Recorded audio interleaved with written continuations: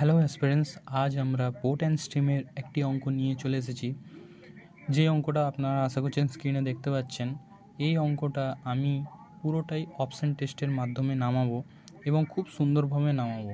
X দিয়ে আমার কাছে কোনো অঙ্ক হয় না, আর আমি এক্স দিয়ে অঙ্ক শিখিও না, তাই সুন্দরভাবে দেখে নিন আগে কীরকমভাবে আমি নামাচ্ছি।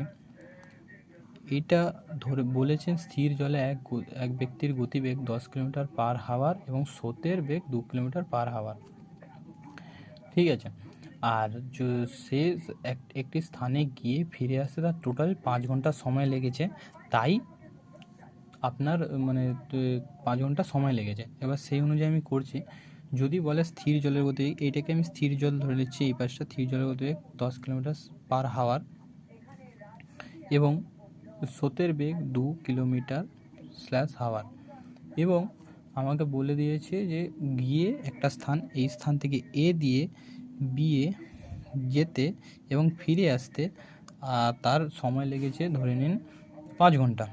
ধরে নিন না, এখানে লেখা আছে 5 ঘন্টা। এবং আমি দেখেছি এবার স্রোতের বেগ, এদিকটা আমি স্রোতের বেগ ধরে নিচ্ছি, যেটা হচ্ছে 10 আর 2 জুড়ে 12 কিলোমিটার পার হাওয়ার হবে।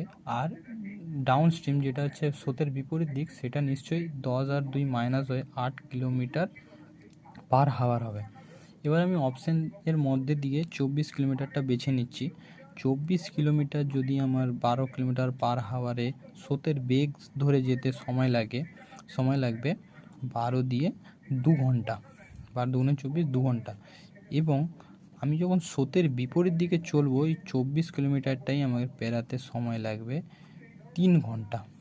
তাহলে আমার নিশ্চয়ই গিয়ে ফিরে আসতে ক ঘন্টা লাগছে? 2 ঘন্টা প্লাস 3 ঘন্টা সমান 5 ঘন্টা।